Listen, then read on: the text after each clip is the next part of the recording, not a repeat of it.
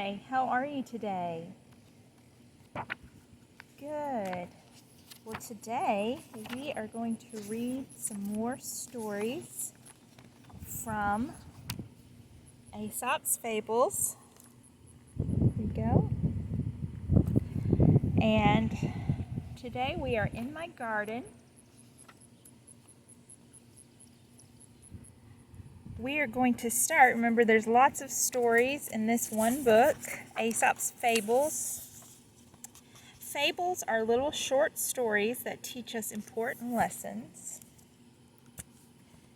Here's this story. The first one that we're going to read today is called Belling the Cat. Everyone knows that cats and mice are enemies. But what you may not know is long ago, the mice gathered to discuss how to outsmart their crafty foe, the cat. One young mouse stood and addressed the crowd. I think we can all agree that Mr. Cat is a sneak. He creeps close on padded paws, then silently strikes. How many of our kind, rest their souls, have had their lights snuffed without the slightest inkling that danger was a whisker away? I propose, therefore, that we acquire a small bell and attach it to the wretched beast. Then, whenever we hear tinkling, we know to lay low. The suggestion was met with wild applause and whistles and hoots of approval from the crowd of mice, until one very old and well-respected mouse stood and raised his arm.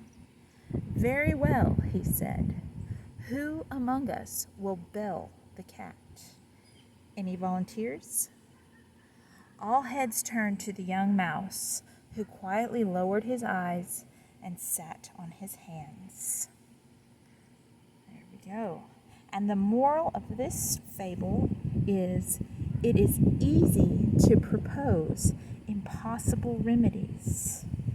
In other words, it's really great to have a good idea. That's like putting the bell on the cat. That's a great idea. But unless you're willing to actually do it, yes, it's easy to have great ideas. But are you willing to actually take the risk and do the great idea? All right, here we have another fable. This fable is called The Fox and the Crow.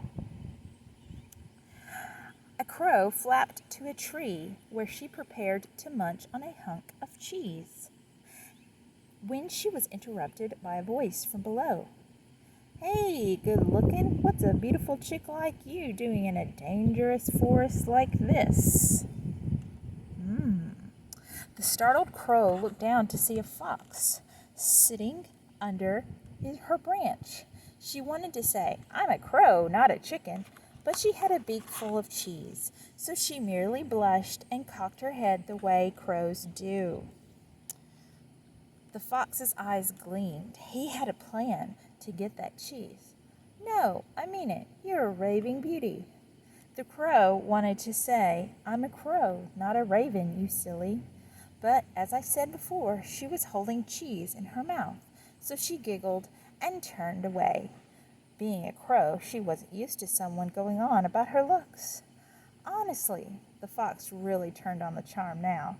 The sparkle in your eyes, the ruffle of your feathers, I mean, wow. That pretty much says it. Wow. If only the crow blinked and raised an eyebrow, waiting for the fox to go on. If only the fox continued, "You had a voice as glorious as your looks.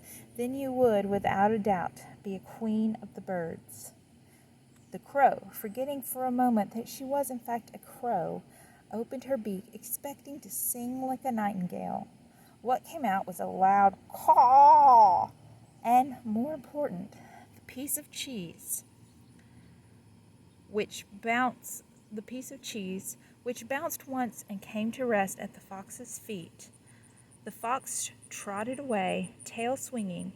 He would have said, "My dear Miss Crow, you have a voice all right, but not much of a brain." But he had a mouthful of cheese. The moral of this story is, flatterers are not to be trusted. Flattery is something when people talk about how pretty or how smart or how whatever, it's flattery. It means it's just empty. Well, sometimes people really mean it, but sometimes flattery is just empty words. And it's that fox was trying to get the cheese. Okay. Another story about the crow. This time, the crow is pretty smart. This story is The Crow and the Pitcher. Golly, I'm parched. A crow was flying over a dry, barren land. I'm doomed if I don't find water soon. Then, as fate would have it, she spied a pitcher, of all things, sitting among a pile of rocks and pebbles. Please, please, please, let there be water, she pleaded. The crow perched on the pitcher and peeked in. Sure enough, it contained water. Hallelujah, she exclaimed and thrust her head in, anxious for a taste. But confound it, the pitcher's neck was so long and narrow she couldn't reach the liquid.